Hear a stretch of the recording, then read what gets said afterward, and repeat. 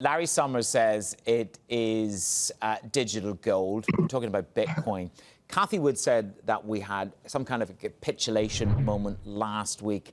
Nassar, look, this is a hugely volatile commodity, hugely volatile asset. Do you agree with Larry Summers that it is digital gold, but it's no libertarian paradise?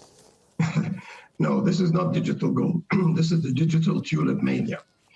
Let's be very clear about it. This is not a currency. Okay. Number one, it cannot be used in general transactions. It is not a store of value. Who on earth would want to have a store of value which fluctuates up and down by 30, 40%, all in the space of a couple of days? You cannot do that. It's clear that it's being used for illicit transactions, and the ECB has pointed to that. Now, the carbon footprint is incredible. If you look at the Bitcoin industry, it uses as much electricity as the whole country of Pakistan. So I'm in favor, really, of imposing a carbon tax on Bitcoin use as well as production.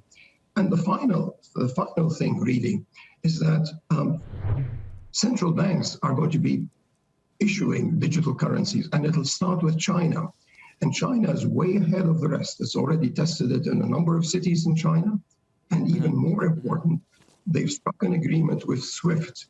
That means you can use it for cross-border transactions.